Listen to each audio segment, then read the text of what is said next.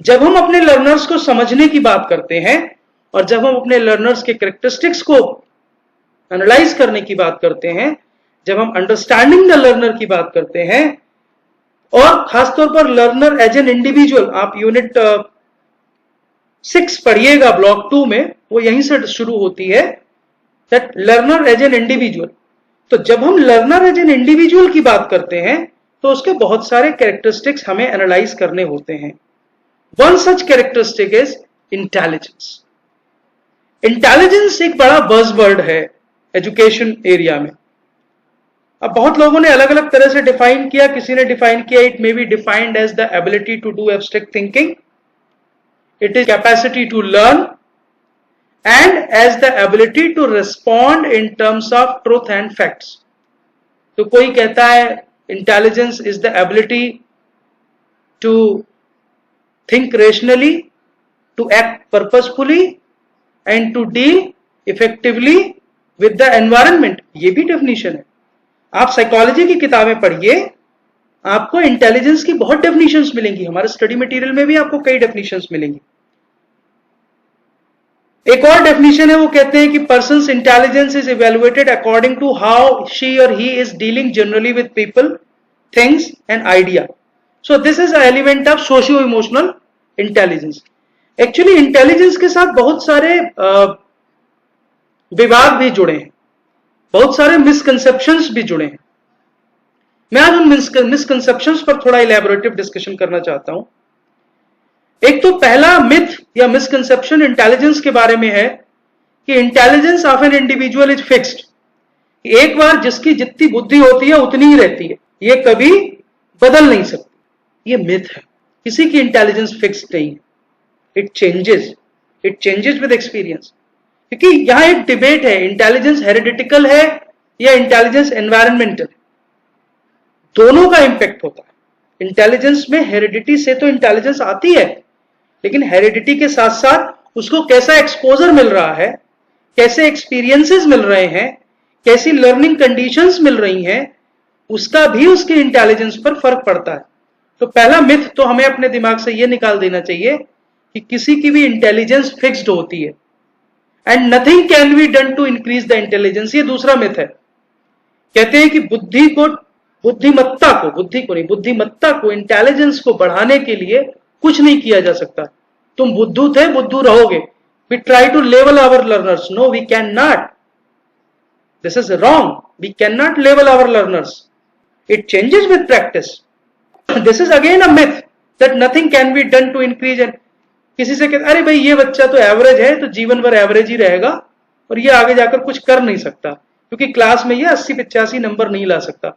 अब बहुत सारे सफल लोगों को देखिए जिनके क्लास में 40-50 नंबर ही आए थे, लेकिन आज वो अपने अपने क्षेत्र में बहुत आगे बढ़ चुके हैं।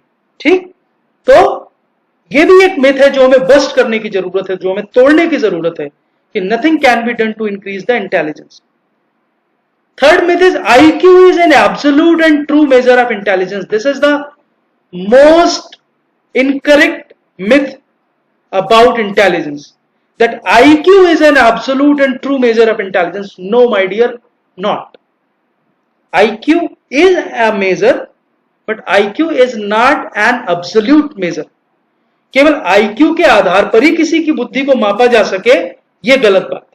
आईक्यू बुद्धिमत्ता को मापने का एक प्रकार है, लेकिन बुद्धिमत्ता केवल आईक्यू है यह मानना सबसे गलत है।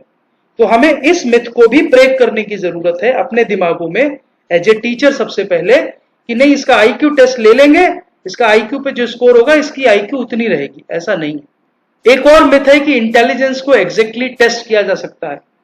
There is not a single intelligence test which can guarantee that whatever has been tested is accurate।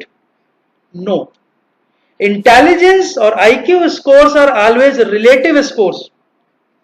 एक एग्जांपल मैं आपको देता हूं, जिस दिन आप पर खाली समय हो इंटरनेट पर बैठिएगा, ऑनलाइन IQ टेस्ट बहुत सारे फ्रीली अवेलेबल हैं, जरा 4-5 तरह के IQ टेस्ट अपने ऊपर अप्लाई करिएगा और देखिएगा कि क्या प्रत्येक इंटेलिजेंस टेस्ट में आपका लेवल ऑफ इंटेलिजेंस सेम आया है, क्या सब में आपका सेम स्कोर आया है। यदि नहीं आया तो ये मिथ ब्रेक होता है कि intelligence can be tested exactly. We can not test intelligence exactly. ये अगेन एक मिसकंसेप्शन है, अगेन एक मिथ है जिसे हमें ब्रेक करने की, तोड़ने की जरूरत है। और ये मिथ क्यों है? क्योंकि जब हम इंटेलिजेंस की बात करते हैं तब बहुत सारे फैक्टर्स हैं जो लर्निंग और इंटेलिजेंस को प्रभावित करते हैं। जैसे अचीवमेंट ड्राइव, मुझे हासिल क्या होगा, सीखने वाले विद्यार्थी की इमोशनल हेल्थ, उसका मानसिक और सांवेगिक स्थिति, उसका कल्चरल बैकग्राउंड, उसकी क्यूरियोसिटी टू लर्न। बहुत इंटेलिजेंट बच्चा 134 है, किसी का IQ score next to Einstein है। Let us take a hypothetical example. But do you think that he or she can learn everything? No, he or she cannot learn everything. He or she will prefer to learn the things towards which they have some achievement drive. जिनके प्रति उनमें कुछ पाने की ललक हो, जिनके प्रति उनमें कुछ उत्कंठा हो, क्यूरियोसिटी हो, जो उनके बैकग्राउंड और इमोशनल हेल्थ को कनेक्ट करते हो। So when we talk about intelligence and its relationship with learning, there is no absolute relationship between intelligence and learning. कि एक इंटेलिजेंट व्यक्ति को जो कुछ सिखाएंगे वो सब सीख जाएगा, और एक तथाकथित आईक्यू स्कोर के बेस्ड पे लेबल्ड बच्चा की ये इंटेलिजेंट नहीं है, वो कुछ नहीं सीख पाएगा। ये एक मिथ है, इसको अपने दिमाग से निकालने की जरूरत है। हम करते क्या है, हम इंटेलिजेंस कोशेंट्स निकालते हैं, और बच्चे जब विद्यालय में पढ़ने आते हैं तो कुछ मेंटल एग्जामिनेशन, कुछ आईक्यू टेस्ट लेकर के उनकी मेंटल एज निकालते हैं, और उस मेंटल एज के आधार पर ये प्रेडिक्ट करने की कोशिश करते हैं कि उनकी लर्निंग में प्रोग्रेस कैसी होगी। मैं ये नहीं कहता कि ये गलत विधि है, यह विधि काफी हद तक मदद करती है, लेकिन केवल इस विधि के परिणाम के सहारे शिक्षण अधिगम प्रक्रिया को आगे बढ़ाना, only to move with this decision, with this result that teaching learning will go on, no it will not work my dear, it will not work. So as a teacher you should keep in your mind, as a teacher you should keep in your mind, अपने दिमाग में ये ध्यान रखिए कि intelligence and learning are not one to one. The relationship of intelligence and learning, these two variables is being affected by many other variables. बहुत सारे अन्य चरों से, बहुत सारे अन्य कारकों से बुद्धिमत्ता और सीखने की प्रक्रिया प्रभावित होती है। Then intelligence test standing indicates what a learner should be able to do. Yes, I agree with this. There are many intelligence tests which can predict that what are the possibilities in a learner. So it is a prediction. It is not absolute measure. एक term होता है intelligence quotient, IQ. IQ को हम calculate करते हैं mental as divided by chronological age into 100।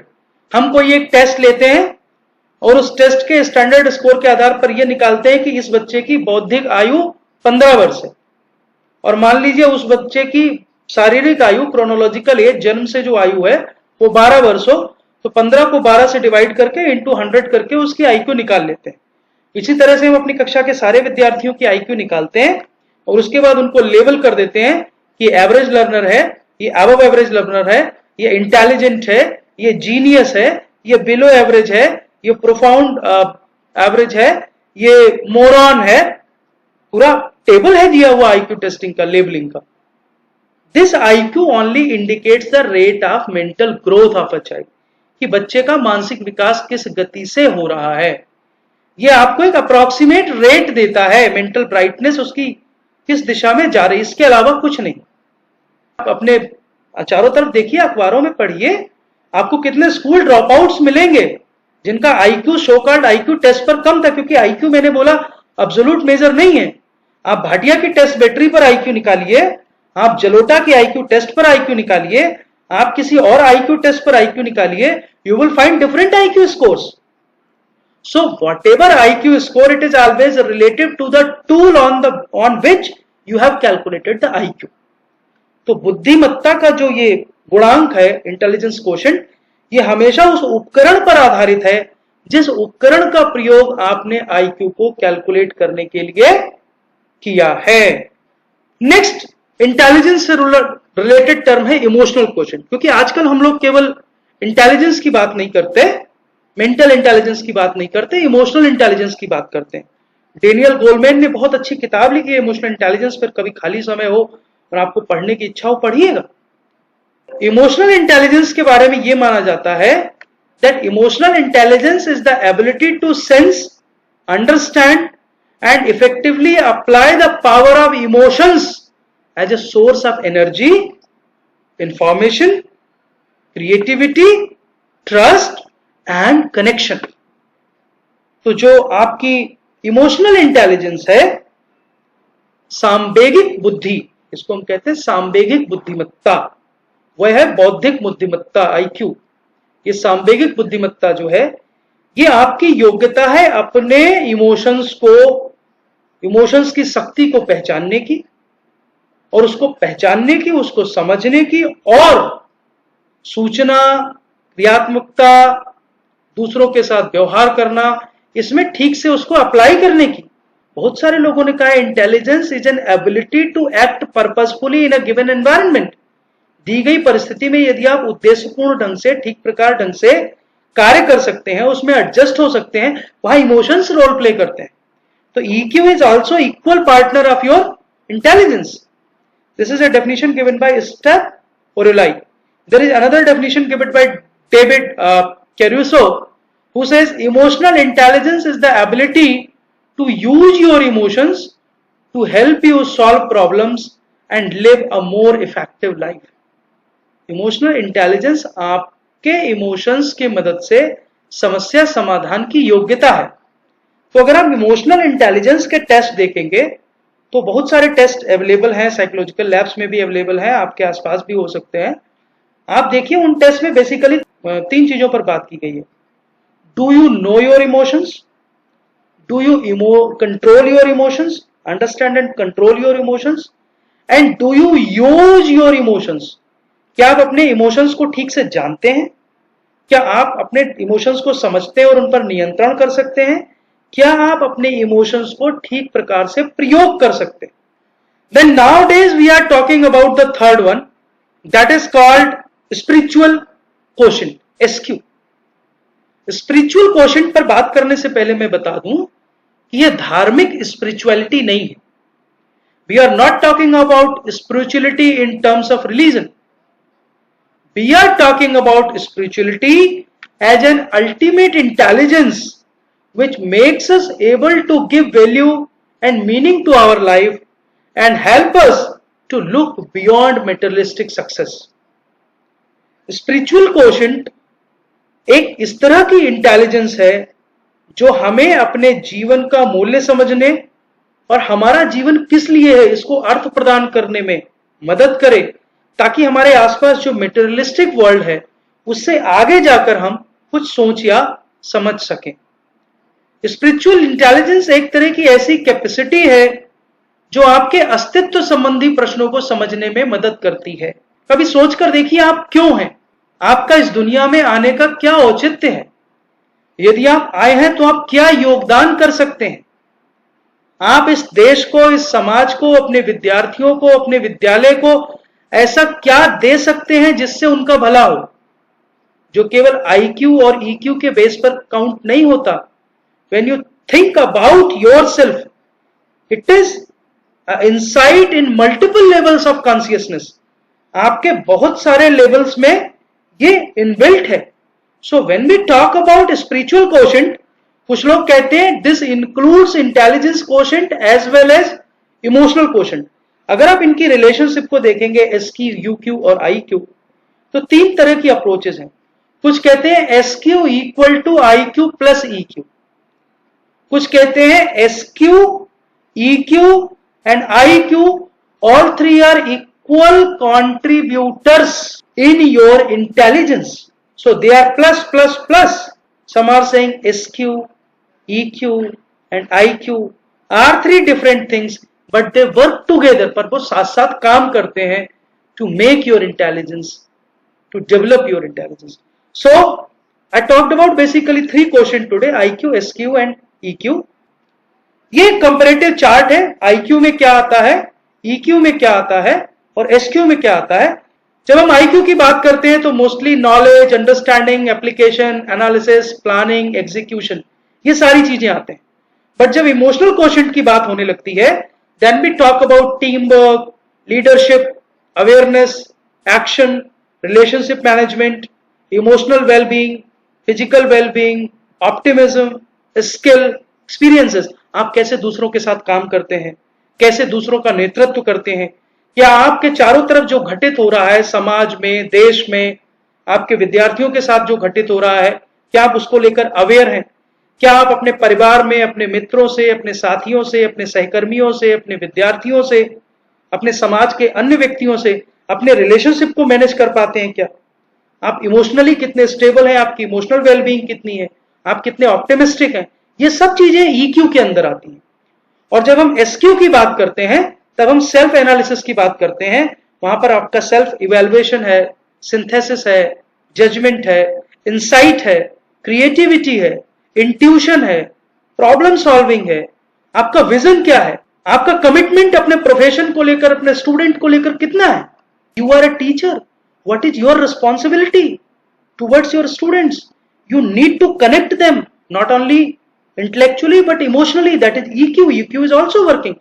So all three quotients work together and that make you intelligent.